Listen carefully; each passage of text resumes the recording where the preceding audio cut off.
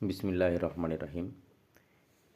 আপনারা ইতিমধ্যে থাম্বনেল দেখেই বুঝতে পারছেন যে ভিডিওটা কী রিলেটিভ ভিডিও হচ্ছে। আসলে আমরা অনেকেই অজানা, অনেকেই জানি না যে ধান থেকে কিভাবে অটো রাইস মিলে চাউল প্রসেস করা হয়। আমি সেটাই আজ অল্প কিছু ধরে রাখার চেষ্টা করেছি। আশা করি পুরো ভিডিওটা দেখবেন। দেখলে আপনারা বুঝতে পারবেন। আসলে ফুল প্রসেস টানতে গেলে ভিডিওটা অনেক লং হয়ে যাবে, আর আমি কোনো এডিট বা কাটিং সাটিং কিছুই করি নাই। যেমন ভিডিও তেমনই দিয়েছি। যে মেশিনটাতে আমরা অপেক্ষা করছি চাউল আসার জন্য, একে বলা হয় হাস্কার। এই মেশিনটার কাজ, যেমন আমরা ধান ভানতে যাই গ্রামের মিলে, ওই মিলটাই এটা একটু উন্নত।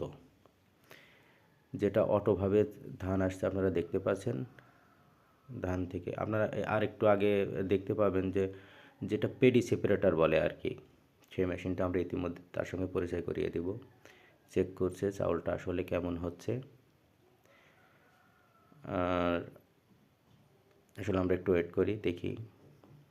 এই মিলটা আজকেই রান হলো। আমি চেষ্টা করেছি কিছু অংশ আপনাদের দেখানোর জন্য। এটা হচ্ছে চালনা, যেটাকে আমরা দেখে থাকি। এই যে এই পাশে যেগুলো পড়ছে এগুলো হচ্ছে চাউলের খুদ, যেটা বলে আর কি, কোন বলা হয়, খুদ বলা হয়, সেটা এই পাশে পড়ছে। এবং ভিডিওটা আশা করি আপনাদের ভালো লাগবে। আমি আপনাদের একে একে দেখাচ্ছি, আপনারা দেখেন। প্রতিটা মেশিনের সঙ্গে আপনাদের আমি পরিচয় করিয়ে দেব।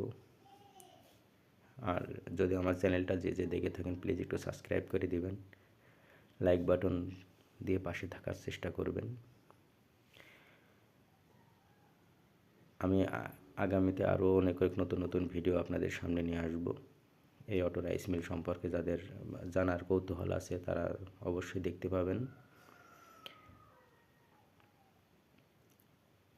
এটার ভিতরে চাউলের থেকে খুদ যেটা, সেটা আলাদা হয়ে যাচ্ছে। এটাকে বলে পেডি সেপারেটর, যেটা সিদ্ধ ধান শুকায়ে একবার ক্লিন হয়ে মেশিনে ঢুকছে, শুধু ফাটিয়ে দিচ্ছে, তুষ আলাদা করে দিচ্ছে, চাউল আলাদা করে দিচ্ছে।